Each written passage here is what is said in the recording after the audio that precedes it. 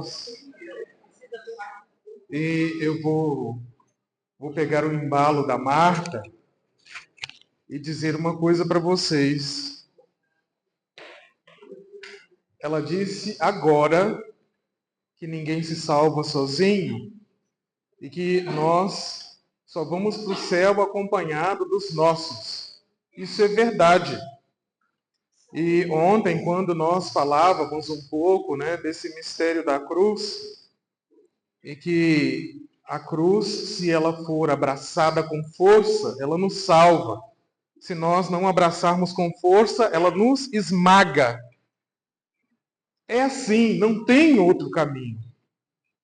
Então, que o Espírito Santo ilumine a cada um de nós agora. Depois vocês vão pegar na Bíblia de vocês aquele trechinho tão simples, objetivo, conhecido, do caminho para Emaús, Lucas capítulo 24, versículo 13 e seguintes. Vocês vão pegar na Bíblia de vocês, para que nós possamos, depois fazer uma reflexão juntos e olhar também aquilo que a folhinha que foi proposta para vocês, cujo título é Não Temais. Quem leu a folhinha? Bacaninha mesmo. Riscou a folhinha. Você não leu, não? Riscou e escreveu alguma coisa que lhe chamou a atenção. Porque São João da Cruz, nosso pai, quando ele fala da subida do Monte Carmelo, ele fala justamente, eu fiquei muito feliz, Marta, quando se falava agora das pedrinhas também. A gente não pode ter preguiça de fazer as coisas de Deus. Porque para as coisas do mundo a gente tem tempo. Para um show a gente tem tempo. Para as coisas que não dizem respeito à nossa salvação, nós temos uma força tremenda. Por que com as coisas de Deus a gente fica relapso? Por quê? Por que será? Estratégia do inimigo de Deus. Na subida do Monte Carmelo, São João da Cruz vai falar que a cada exercício ascético espiritual que nós fazemos, nós lançamos mão de um degrau sagrado da escada que nos leva para o céu. E nós estamos subindo para o Calvário. Não esqueçam disso. Todos vocês, assim como eu, estamos subindo para o Calvário para sermos crucificados. Por Cristo, com Cristo e em Cristo. Porque sem Ele nós nada podemos fazer. Então, invoquemos o Espírito de Deus. Vinde, Espírito Santo, enchei os corações dos nossos fiéis e acendei neles o fogo do vosso amor. Enviai, Senhor, o vosso Espírito, e tudo será criado. E renovareis a face da terra. Oremos. Ó Deus, que instruístes os corações dos vossos fiéis com a luz do Espírito Santo, fazei que apreciemos retamente todas as coisas, segundo o mesmo Espírito, e gozemos sempre de sua consolação, por Cristo nosso Senhor. Amém. Inspirai, Senhor, as nossas ações e ajudai-nos a realizá-las, para que em vós comece e termine tudo aquilo que fizermos, por Cristo nosso Senhor. Amém. São José, Santíssima Virgem do Carmo, todos os santos e santas de Deus, em nome do Pai, do Filho, do Espírito Santo. Amém. Vamos pegar então o texto sagrado. Eis que 2 deles viajavam neste mesmo dia para um povoado chamado Emaús, a 60 estádios de Jerusalém, e conversavam sobre todos esses acontecimentos. Ora, enquanto conversavam e discutiam entre si, o próprio Jesus aproximou-se e pôs-se a caminhar com eles. Seus olhos, porém, estavam impedidos de reconhecê-lo. Ele lhes disse: Que palavras são estas que trocais enquanto ides caminhando? E eles pararam com o rosto sombrio. Um deles, chamado Cleofas, lhe perguntou: Tu és o único forasteiro em Jerusalém que ignora os fatos que nela aconteceram nestes dias? Quais? Disse-lhes ele. Responderam: O que aconteceu a Jesus, o Nazareno, que foi um profeta poderoso em obra e em palavra, diante de Deus e diante de todo o povo. Nossos chefes, os sacerdotes e nossos chefes o entregaram para ser condenado à morte e o crucificaram. Nós esperávamos que fosse ele quem iria redimir Israel. Mas, com tudo isso, faz 3 dias que todas essas coisas aconteceram. É verdade que algumas mulheres que são dos nossos, nos assustaram. Tendo ido muito cedo ao túmulo e não tendo encontrado o corpo, voltaram dizendo que tinham tido uma visão de anjos, a declarar que ele está vivo. Alguns dos nossos foram ao túmulo e encontraram as coisas tais como as mulheres haviam dito, mas não o viram. Ele então lhes disse: insensatos e lentos de coração, para crer tudo o que os profetas anunciaram. Não era preciso que o Cristo sofresse tudo isso e entrasse em sua glória? E começando por Moisés e por todos os profetas, interpretou-lhes em todas as Escrituras o que a ele dizia respeito. Aproximando-se do povoado para onde iam, Jesus simulou que ia mais adiante. Eles, porém, insistiram, dizendo: permanece conosco, pois cai a tarde e o dia já declina. Entrou então para ficar com eles. E uma vez à mesa com eles, tomou o pão, abençoou, depois partiu e distribuiu a eles. Então seus olhos se abriram e o reconheceram. Ele, porém, ficou invisível diante deles. E disseram um ao outro: não ardia o nosso coração quando ele nos falava pelo caminho, quando nos explicava as Escrituras? Palavra do Senhor.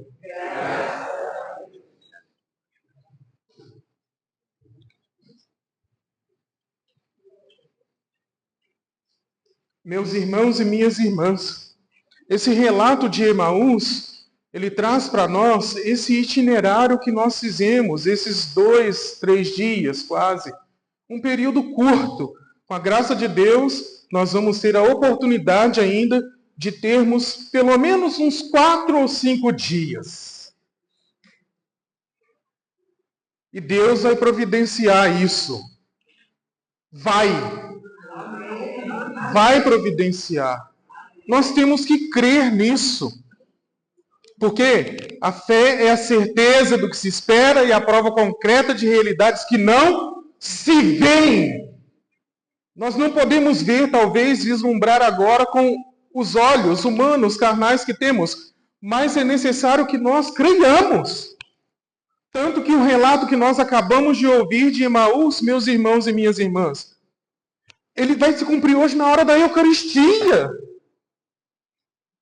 Jesus vai aparecer através da consagração, ele vai partir o pão, ele vai se dar a nós, e depois ele vai desaparecer. Aonde? Nos lábios e no nosso coração. Ele vai desaparecer. Vai ficar invisível de novo. É uma atualização da palavra de Deus. Aí o bendito São João da Cruz, quando ele vai escrever Chama Viva de Amor, ele fala justamente desse movimento do coração dos discípulos de Emaús, que uma vez tendo encontrado com o Senhor, eles nunca mais saíram da presença de Deus. Nunca mais. Não voltaram atrás. Em momento algum. Isso não os livrou do sofrimento, não os livrou do desânimo. Tanto que o profeta Isaías, capítulo 43, se não falha a memória bíblica, o GPS bíblico do Frei, ele vai dizer assim: a sensação que eu tenho, Senhor, é de estar trabalhando em vão, gastando as minhas forças, e é inútil.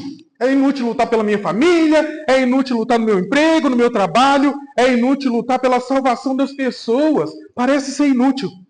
Aí Deus vira para ele e fala assim: não, mas não estou te chamando para cuidar do seu povo, eu estou te chamando para cuidar da humanidade. Você está preocupado com o seu povo. Eu estou te convidando a cuidar do seu povo, mas também da humanidade inteirinha. Inteirinha. Aí ele vai robustecer Isaías com a sua palavra. E é forte isso. Mas é forte.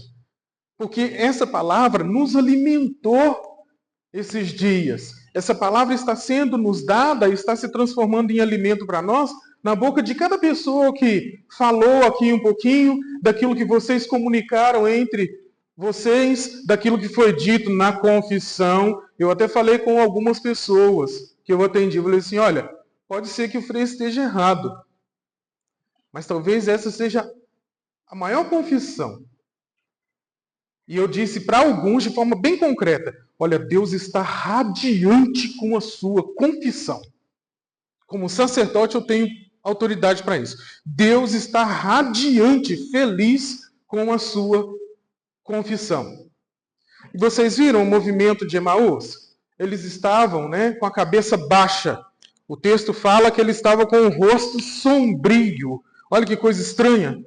Tinham perdido essa luminosidade que foi transparecida para eles no momento da transfiguração. Porque quando Pedro, Tiago e João, eles descem, olha só, eles resplandecem o brilho da transfiguração para todos os outros irmãos, tanto que eles perguntam: olha, onde vocês estavam? O que está acontecendo? E é bonito o relato, os relatos bíblicos do encontro de Jesus com os seus discípulos, com os seus chamados, com os seus convocados, escolhidos. São João da Cruz fala a mesma coisa no cântico espiritual. Através do mistério da cruz, a vida de cada um de vocês, a nossa vida deve ser um hino de louvor a Deus.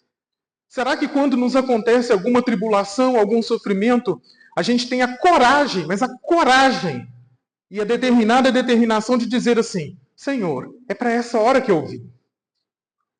Será que nós dizemos isso? Quando nos aparece uma enfermidade, ou a enfermidade de uma pessoa que nós amamos muito, mas amamos para valer. Será que nós temos a coragem de dizer assim: Senhor, é para essa hora que eu vim?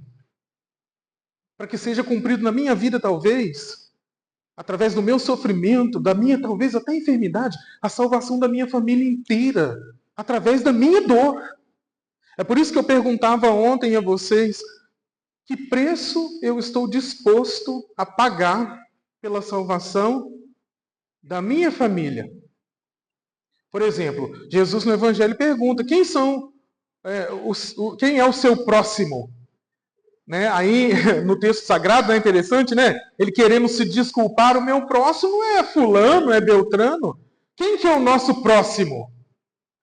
Quem que vocês acham? O nosso próximo é quem mora em primeiro lugar com a gente. A nossa primeira pastoral é a da família. Ser cristão fora de casa, ótimo. A gente não fica tete a tete 24 horas. Aconteceu um conflito, depois cada um vai para sua casa, daqui a pouco vocês vão tomar o rumo de vocês. E dentro de casa? Quando nós nos deparamos com um irmão, uma irmã, um pai, uma mãe, um avô, uma avó, como a Marta falou, e que não está vivendo mais como deveria viver a fé cristã, aquilo que nós somos chamados a viver. Como é que fica isso? Quais são os temores que nós enfrentamos? Na folhinha de vocês que o Frei deu, nós iniciamos assim: Jesus, o mais forte, veio para derrubar o reino de Satanás, o mundo. e pôs particular cuidado em formar seus discípulos na fortaleza, premunindo-os contra toda espécie de perigos. Tudo bem, a gente reza. Eu até brinquei com uma das irmãs que eu atendi ontem, dos penitentes. A gente reza assim: São Miguel Arcanjo, defendei-nos do combate, cobri-nos com o vosso escudo contra os embustes e as ciladas do mal. Subjugue a Deus, instantemente vos pedimos. E vós, príncipe da milícia celeste, pelo divino poder, precipitai no inferno a Satanás e a todos os espíritos que andam para fazer perder as almas. Aí a gente comunga, a gente reza, faz tudo bonitinho. Aí na hora que chega a tribulação, a gente... Ah, não, eu tô sofrendo demais, porque... Deus do céu. Uma coisa, é igual eu falei com Marta, com Marília, com algumas de vocês. Com o Valdir, com a Maria que foi me buscar. Como é que o senhor está? Falei com o Rickman. O Rickman viu chegar assim, sabe, todo encolhido lá no aeroporto. Como é que você está? Eu estou numa luta ferrenha, porque o negócio está apertado para mim. E parece que quanto mais... Gente, qual que é o axioma muito conhecido no Brasil inteirinho? Quanto mais reza... Quanto mais próximo de Deus nós formos, mais o inimigo de Deus vai tentar derrubar a gente. Ou a gente segura a cruz, ou a gente vai sucumbir. Nós vamos nos perder. Tem 2 dias que eu estou com vocês. Hoje o Frei pode falar com muito carinho, vocês vão entender. Tem 2 dias que eu não durmo. A cama é muito boa, o silêncio é maravilhoso. Eu não tenho dificuldade com barulho, porque é só tirar o aparelhinho aditivo. Acaba tudo. Isso é uma maravilha. Né? Não tem dificuldade nenhuma com barulho. O problema é que o Frei vem trazendo algumas realidades no coração de pessoas que estão em sofrimento, e é meu dever sacerdotal carregar essas pessoas.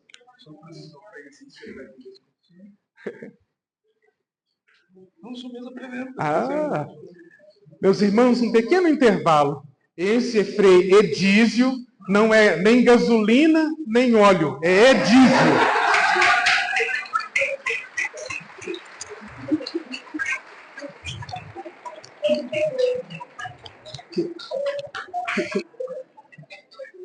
Alguns anos atrás, ele morou aqui, foi formando, né, de Frei Márcio, que era, né, o formador deles, com o Frei Marcos também, que era o superior da casa, e eu, que estava ali ajudando, auxiliando na comunidade formativa também. Então, alguns anos atrás, ele estava aqui como formando. Hoje, como nós profetizamos, ele é sacerdote e é o meu anjo da guarda particular. Cada pessoa tem seu anjo. Ele é o meu. E vocês vão perceber na confissão de vocês o tamanho, a singeleza e a força da presença, da misericórdia e do amor de Deus nele para vocês. Esse é Frei Edísio. Quantos anos, Frei Edísio? 36 anos. 36 anos. Com cara de 26. 16, né? Né? Então ele vai atender as confissões daqueles que necessitam, né? E aproveitem, hein? Momento único. Momento único. Seja bem-vindo, Frei Edísio. Quer falar alguma coisa? Tem certeza? Seja muito bem-vindo.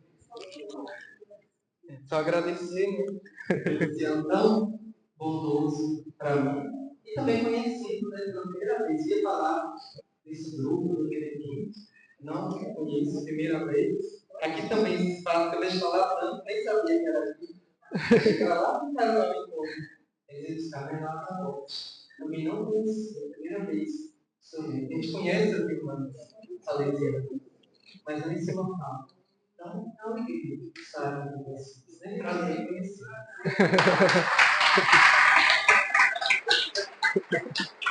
Obrigado, Deus abençoe. Seja bem-vindo.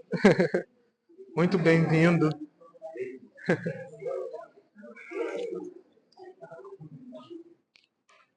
Então, meus irmãos e minhas irmãs, como o Frei estava falando, é necessário que nós possamos fazer essa mudança, essa transformação no nosso coração, porque muito nos foi dado. Aí o axioma que nós escutamos na Sagrada Escritura e que nós interpretamos de forma errada é: a quem muito se deu, muito. Deus não vai cobrar nada de ninguém. Ele vai pedir em oferta. Ele vai convidar vocês. Deus não cobra nada de ninguém. No seu infinito amor e misericórdia, Ele nos coloca diante da sua presença e espera de nós uma decisão amorosa e uma resposta de amor. Sem liberdade e sem amor, nós não conseguimos responder a nenhuma das coisas da vida e muito menos as coisas de Deus. Se nós fizermos as coisas por medo, Santa Teresa, por exemplo, 20 anos dentro já do convento e com medo, uma espécie de medo servil, temor servil. Quando ela se encontra com um Cristo chagado na pilastra, ela fala: não, tem alguma coisa errada comigo. Eu estou há 20 anos e não tinha entendido isso como deve ser entendido. Aí ela passa a fazer as coisas não por medo, mas por amor. Por amor. Por quê? Quando nós temos alguém ou alguma coisa que nos faz medo, a gente vai fazendo a coisa correta. Quando nós não temos o nosso inibidor, a gente até traduz isso em uma linguagem muito simples. Quando o gato não está, o rato faz a festa. Então, se não for uma decisão de amor, uma decisão amorosa da nossa parte, quando nós não tivermos alguma coisa ou alguém que nos inibe, nos faz medo, qual que é a tendência natural? Não fazermos aquilo que somos chamados a fazer. Não tem como fugir à regra. Aí nós vamos nos entristecendo, vamos ficando aí com o rosto, sombrio. E é bonito porque esse mesmo fogo que ardia o coração dos discípulos de Emaús, a raiz em hebraico é seraf, que significa queimar, aquecer, iluminar. Passa lá do jardim com o anjo da espada flamejante, lembra? O anjo que fica protegendo a porta. O querubim, que ficava lá protegendo a porta do jardim do Éden. Agora ele inflama o coração dos discípulos e depois, na festa de Pentecostes, porque todos nós aqui somos chamados a experimentar já na nossa vida essa dimensão pentecostal de Deus. Tanto que essa chama que arde no coração dos discípulos, depois que eles tomam consciência, olha, não ardia o nosso coração enquanto ele nos partilhava as Escrituras, ele nos falava do amor de Deus. São João da Cruz chama viva de amor. Quando Deus inflama uma alma, ela toma consciência do dever dela e jamais, em hipótese alguma, ela tira os olhos do Senhor. Salmo 15, se não falha a minha memória. Tenho sempre o Senhor ante meus olhos, pois se o tenho ao meu lado, não vacilo em nenhum momento. Em nenhum momento. Aí na folhinha de vocês está assim, Jesus nos fortalece, Jesus não esconde aos discípulos que encontrarão inimigos, serão perseguidos, como ele foi, e os exorta a se comportarem de forma impávida. Porque diante de algumas tribulações, a gente não pode transparecer. Olha só, não é que a gente vai ficar de duas caras, duas faces, não. É como Dom Éder Câmara falava. Olha, o cristão tem momentos na vida dele que ele está sofrendo, é igual os mártires. Tá, o madeiro da cruz, está lá, como diz lá os escritos de São Lourenço, está ali a fornalha, eles já pegaram ele, amarraram, estão levando ele amarrado, colocam ele em cima da grelha, e tem uns escritos tão interessantes, que falam assim, na hora que ele começa a chamuscar, mas queimar mesmo de um lado, ele fala assim, olha, gente, Esse lado aqui eu acho que tá bom. Vocês podem virar o outro lado, que agora só falta o outro lado. Ele começa, de certa forma, não a tratar a coisa com comédia, mas com alegria, de forma que aquilo fica trágico, mas ao mesmo tempo é cômico, chega a ser cômico. Chega a ser cômico. Agora, para nós que somos cristãos e estamos nesse processo de caminhar também para a nossa Emaús celeste, para que nós possamos ocupar os lugares, os devidos lugares que Deus já preparou para nós. O que nós temos feito? Na folhinha de vocês tem alguma coisa que atraiu vocês, que chamou a atenção, que assim de forma sintética, para que nós possamos continuar o diálogo aqui, o tempo está passando rápido. O que chamou a atenção de vocês? O que vocês trouxeram numa palavra ou de forma sintética? O que atraiu a atenção de vocês no texto? Porque o outro texto que não vai dar tempo de trabalhar é: ó cruz, única esperança. Concílio Vaticano II falando do mistério da cruz, São João da Cruz falando do poder da cruz sobre nós, e que todo cristão, por excelência, é mártir em potência. Você sabe o que é isso? O ovo e o pintinho. O ovo é um pintinho em potência. Depois que eclode, já não é mais em potência. É em quê? Ato, atitude. Nós recebemos a graça de Deus, nós recebemos tudo o que Deus tem nos dado até o prezado momento. Está tudo dentro de nós. Agora, quais são as nossas atitudes da agora para frente? O que nós vamos fazer da agora para frente com todas essas graças que nós estamos recebendo de Deus? De graça recebestes, de graça deveis ofertar. Ofertar. E não é só coisas, é oferta de si mesmo. Tanto que no pão que nós vamos partir, Jesus ele poderia ter se dado de diversas formas.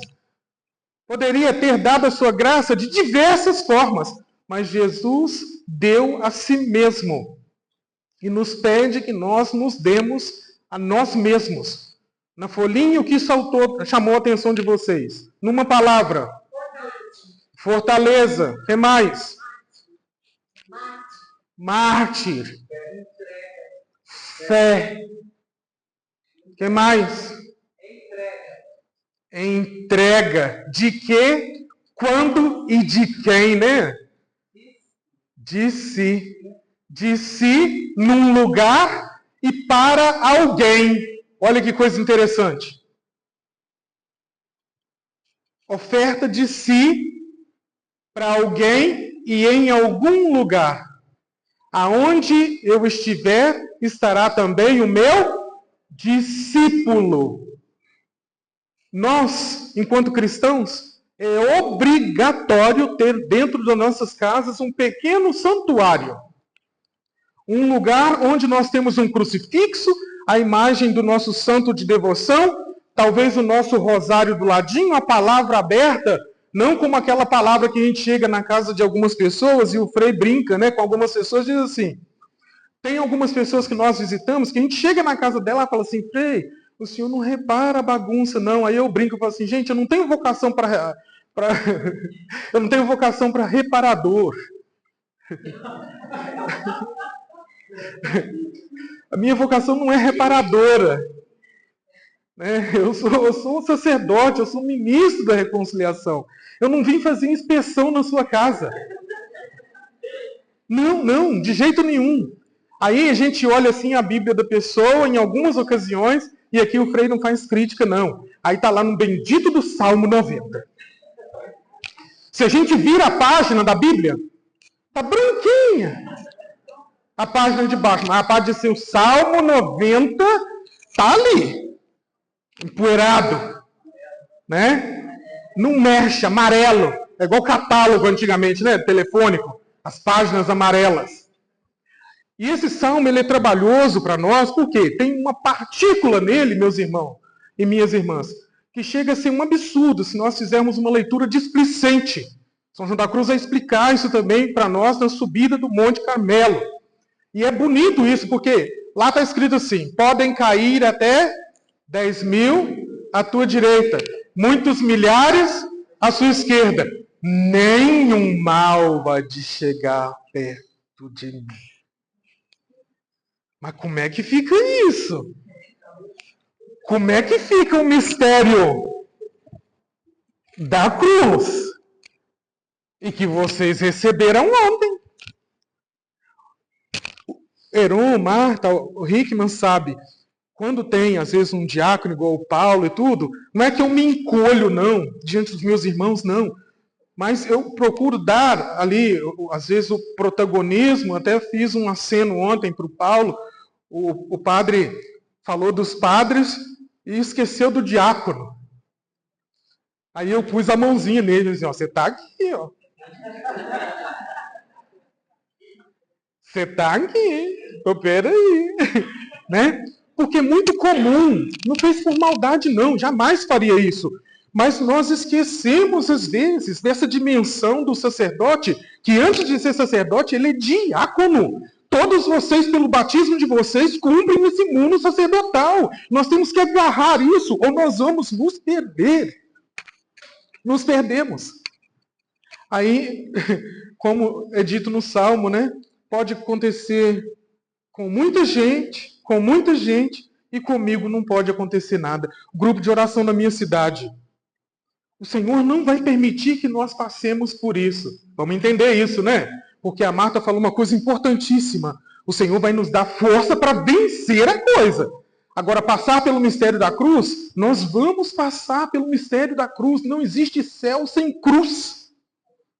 Não existe. É balela. Como diz São Paulo, né? A carta aos Filipenses, se não falo em minha memória, há muitos de nós que vivem aí andando como se fossem inimigos da cruz de Cristo. E que por pensarem que as coisas do mundo são eternas, vão se perder. Aí nós somos chamados a salvar as nossas famílias. Mas como? Através dessa doação, dessa morte silenciosa às vezes, e com o joelho dobrado, machucado, né? Às vezes lacerado, mas sem reclamar. Reclamar é muito séria essa palavra. Reclamar, para quem não sabe, é chamar de volta aquilo que me fez mal. Chamar de volta aquilo que nos faz mal. Reclamar. Clamar é chamar, não é? Invocar. Né? A partícula ré indica um retorno, né? Uma volta. Reclamar. Chamar de volta o que nos faz mal. Então não podemos, não temos esse direito. Né? Não temos esse direito. E como no texto nos foi falado, né? À medida em que eles foram caminhando, eles sentiram algo diferente. Tanto que Jesus aparentemente foi muito firme, né? Muito duro. Né? Mas como é que vocês são lentos desse jeito para compreender as Escrituras? Isso pode acontecer conosco também. Pode acontecer conosco. Nós temos Bíblia, nós temos a Palavra de Deus. Hoje vocês viram o Evangelho? Eu fiz um aceno outro dia, na sexta-feira. Qual que é o Evangelho de hoje? Está lá, os discípulos lá. Né, voltando, né, de uma situação, Jesus fala para ele, olha, vai acontecer isso e vocês são livres.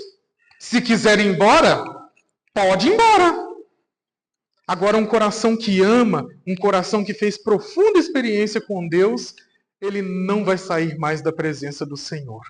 Ele não vai sair. Aconteça o que acontecer, custe o que custar, ele não vai mais sair da presença de Deus. Na folhinha de vocês, o que saltou aos olhos, em pequenas palavras, síntese.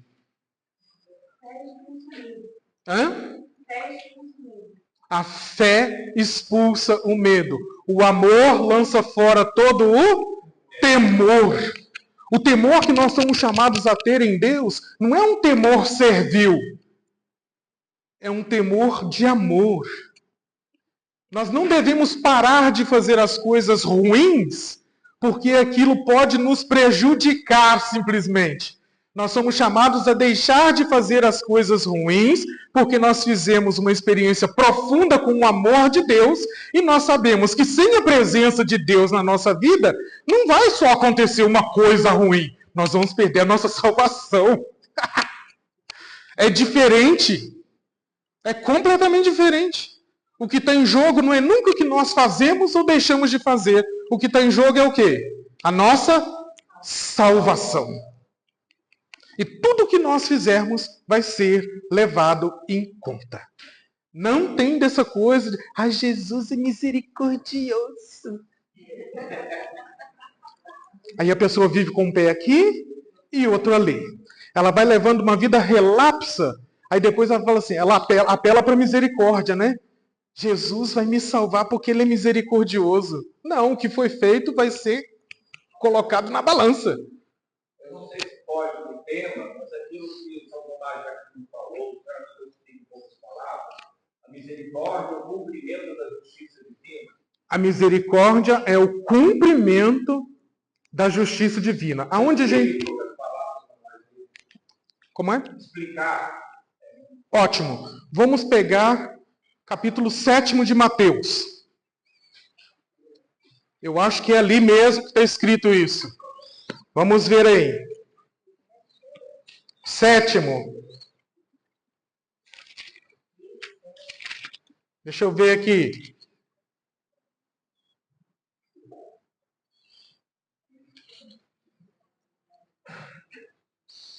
Versículo 1, depois até mais ou menos o 12. E depois nós vamos pegar capítulo 6, versículo 7 da carta aos Gálatas.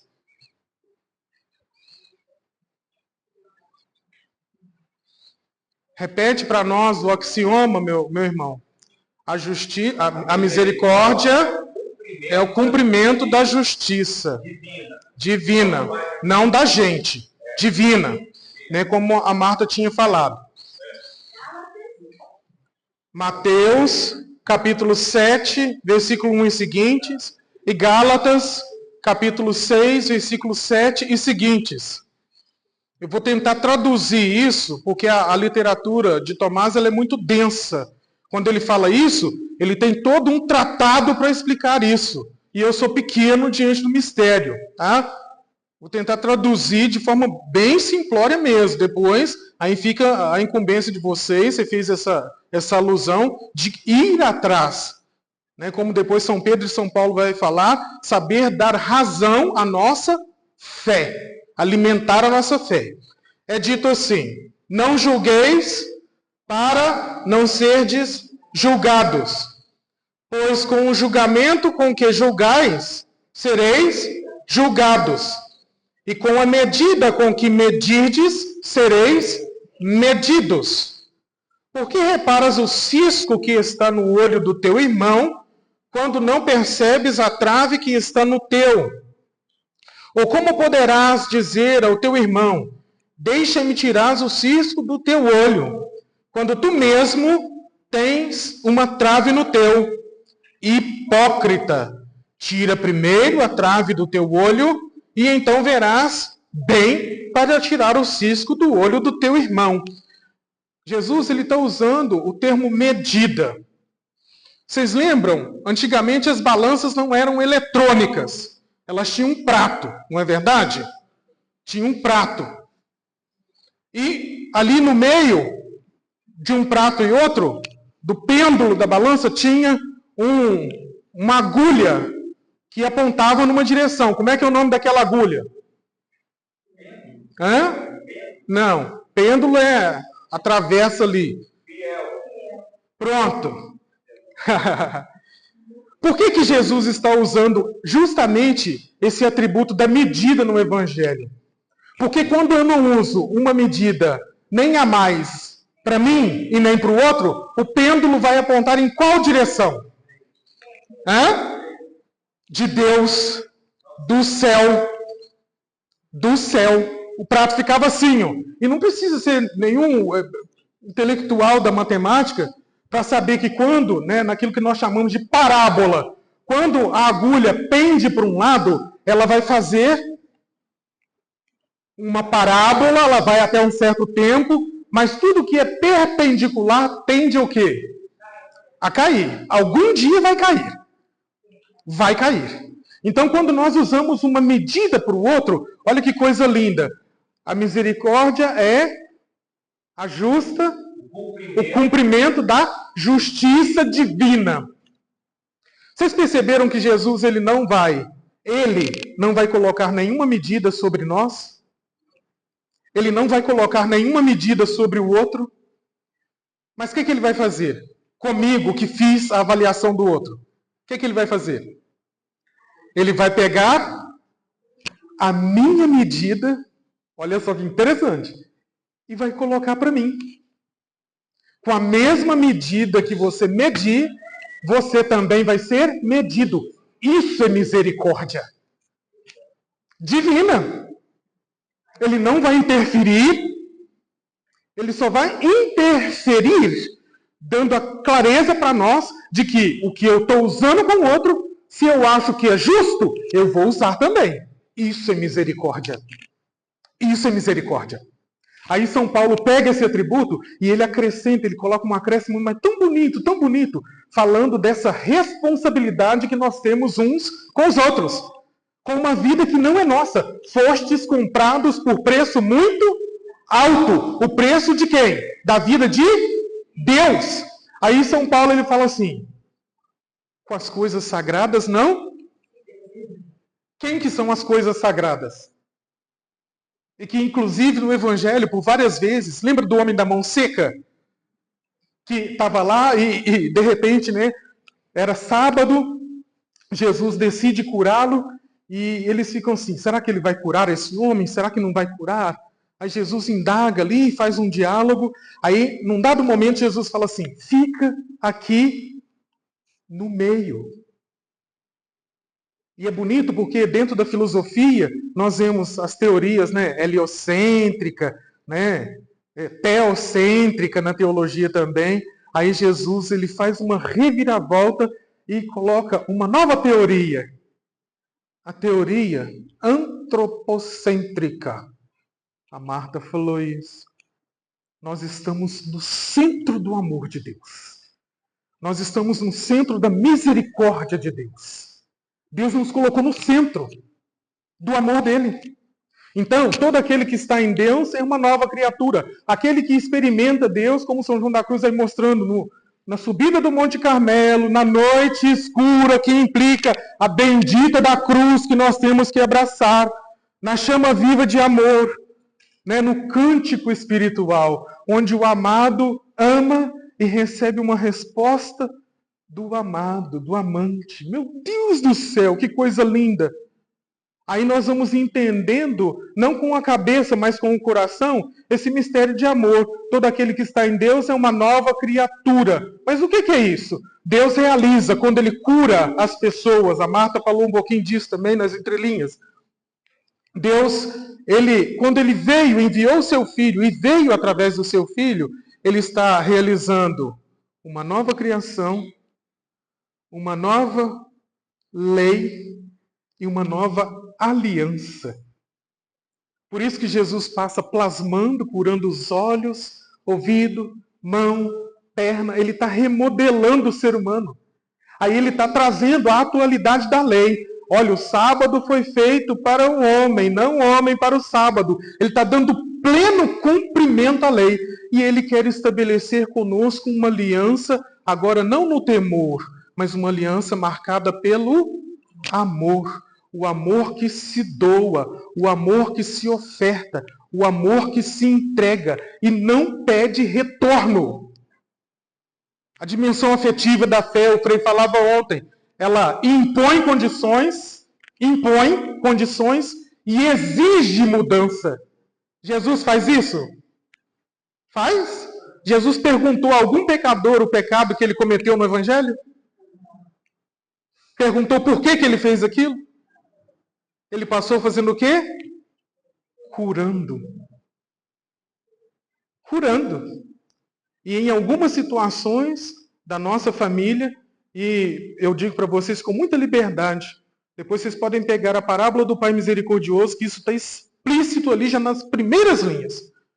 A Marta sabe, Heron sabe, eu sei, nós sabemos.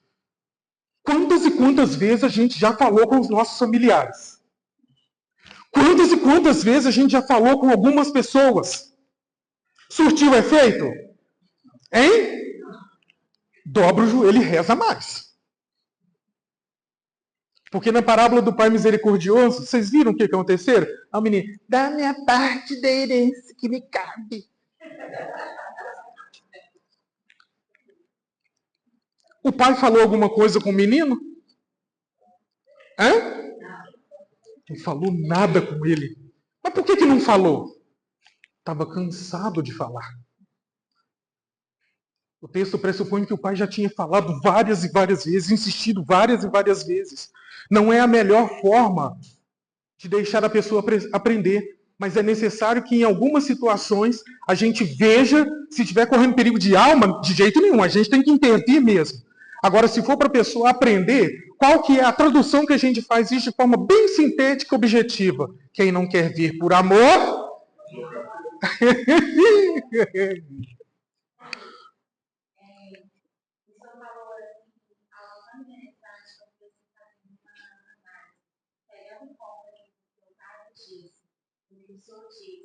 E remetendo-se à pregação do César, aí as palavras-chave, medida e medida para acabar-se na misericórdia.